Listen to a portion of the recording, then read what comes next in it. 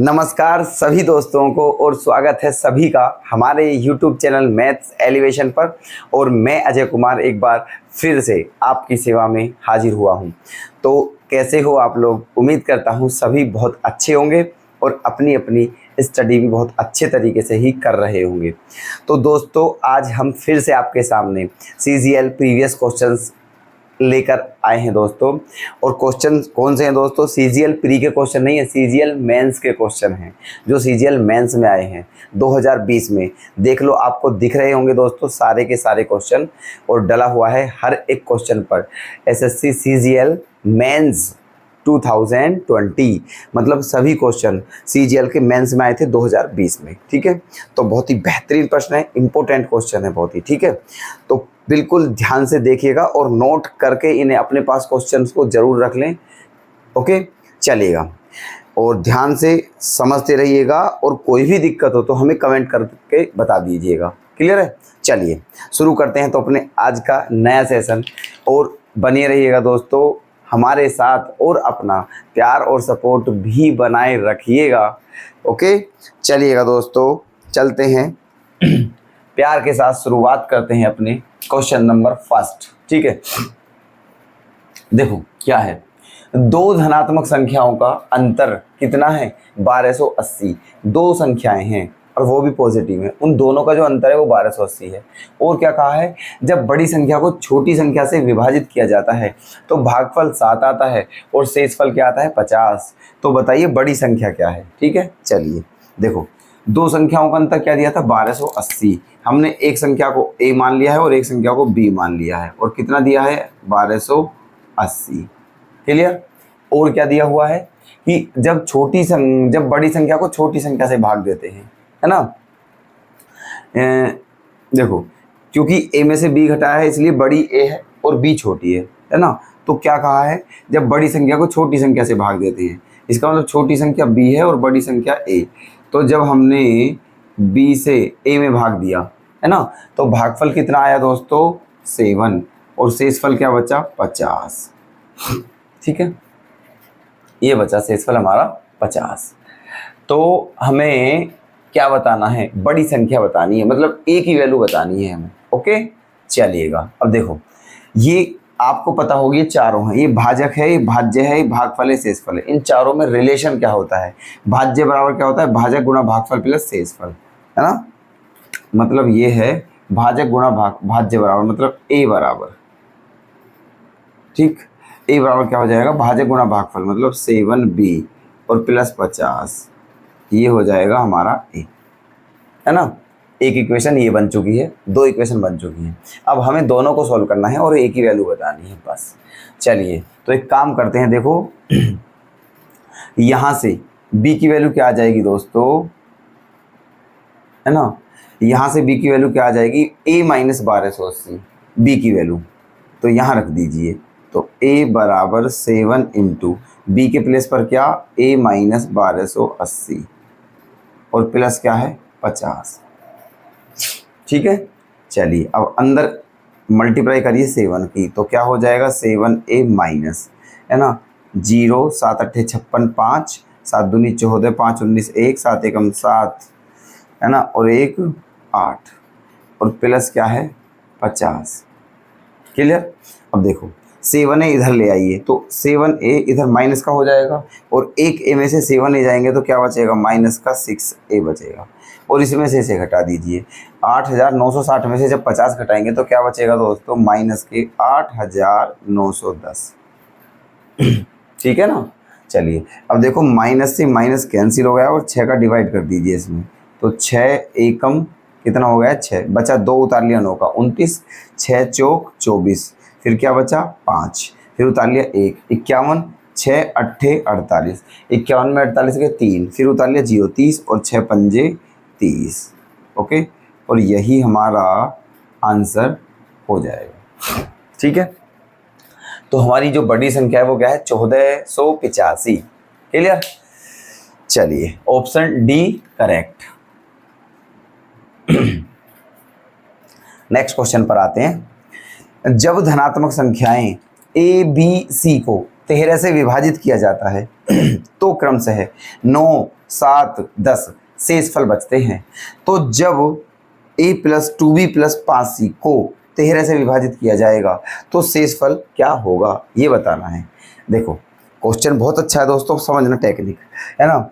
जो संख्या है वो कौन सी है हमारी, ए बी सी, और भाग किससे दिया जा रहा है, 13 से, और जो शेषफल बचते हैं वो क्या बचते हैं, 9, 7, 10। तो ये कहा है अगर इसमें 13 से भाग दे तो शेषफल क्या होगा। अब यहाँ के लिए हमें सबसे पहले क्या चाहिए दोस्तों, ए बी सी की वैल्यू चाहिए। अब एक काम कर लीजिए, मान लीजिए, ठीक है, जो ये 9 है यही ए है ना, और जो 7 है यही बी है, और जो 10 है यही सी है, ठीक है, इन्हीं को मान लीजिए। ये पहला वाला जो शेषफल है ए है, दूसरा वाला बी है, तीसरा वाला सी है। अब इन्हें यहाँ रख दीजिए, तो जब यहाँ रखोगे आप तो क्या आएगा, 9 एकम 9, ठीक है, प्लस यहाँ 7 दूनी 14, प्लस यहाँ 10 पंजे 50, ठीक है, 10 पंजे 50, क्लियर, ये आ गया है।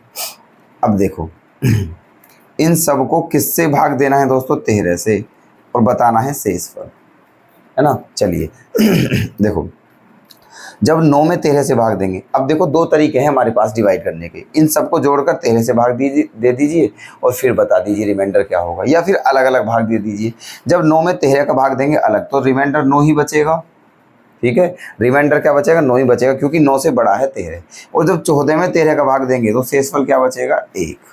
और जब 50 में 13 का भाग देंगे तो शेषफल क्या बचेगा, 13 3 39, शेषफल बचेगा दोस्तों 11, क्लियर है। अभी 13 है यहाँ। अब देखो क्या करना है, देखो 11 और 9 क्या हो गया है, 20, 20 और 1 क्या हो गया है, 21, ठीक है। अब 21 में देना है हमें भाग किसका, 13 का, तो कितनी बार जाएगा, 13 एकम 13, और जब 13 एकम 13 जाएगा तो 21 में से 13 जाने के बाद क्या बच जाएगा, 8, और यही हमारा क्या हो जाएगा, शेषफल। ओके, तो हमारा ऑप्शन ए ही सही हो जाएगा, क्लियर, इजी हो गया है, समझ आ गया बढ़िया से। मुझे लगता है कि किसी को कोई डाउट नहीं है, ठीक है। आ जाइए नेक्स्ट क्वेश्चन पर। क्या कहा है देखो, मान लीजिए कि ए बी है ना, जहां ए नॉट इक्वल टू बी, मतलब ए बी जो है उसमें ए और बी बराबर नहीं है, 2 अंकों वाली एक अभाज्य संख्या है।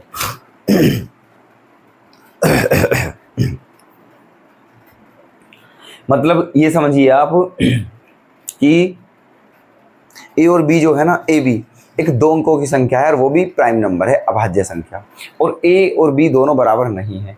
और क्या कहा है फिर, बी ए भी एक अभाज्य संख्या है। अच्छा, इस ए बी को उल्टा कर दें बी ए तो भी एक अभाज्य संख्या ही बनती है। तो कहा है ऐसी सभी संख्याओं का योगफल क्या होगा, ठीक है। चलिए सबसे पहले ऐसी संख्या लिखिए, देखो एक तो संख्या क्या हो जाएगी दोस्तों, 2 अंकों की होनी चाहिए, एक तो होगी 13 हो चुकी है, देखो 13 है ना, 13 अभाज्य संख्या है, और इसे अपोजिट भी लिखेंगे तो क्या हो जाएगा इसका, 31, है ना, दोनों अभाज्य हैं। उसके बाद आती है हमारी 17, है ना, 17 का अपोजिट क्या होगा, 71, ये भी अभाज्य है, ठीक। आगे चलिए, उसके बाद हम लेते हैं 37, है ना, और 37 का अपोजिट क्या होता है, 73, ये भी अपोजिट है, दोनों देख लीजिए, दोनों अभाज्य संख्या है। उसके बाद क्या होगी दोस्तों, उसके बाद होगी 79, और 79 का अपोजिट क्या होता है, 97, ठीक। तो ये कितनी संख्याएं हो चुकी हैं, 1 2 3 4 5 6 7 8, तो ये 8 संख्याएं ऐसी हैं, ठीक है, जो अभाज्य संख्याएं हैं, है ना, जो अभाज्य संख्याएं हैं और 2 अंकों की, क्लियर। तो इन सभी संख्याओं का योगफल बताना है, तो सबको क्या करना है, हमें प्लस करना है। कर दीजिए इन सबको प्लस और बता दीजिए आंसर।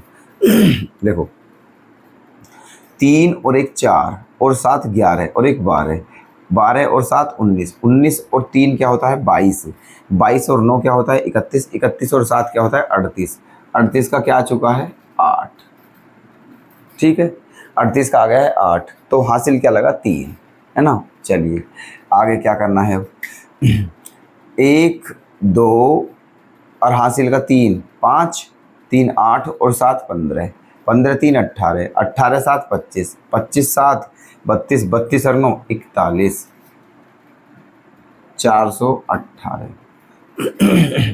ठीक है, तो इन सभी संख्याओं का योगफल क्या आ चुका है? 418, और यही हमारा आंसर है।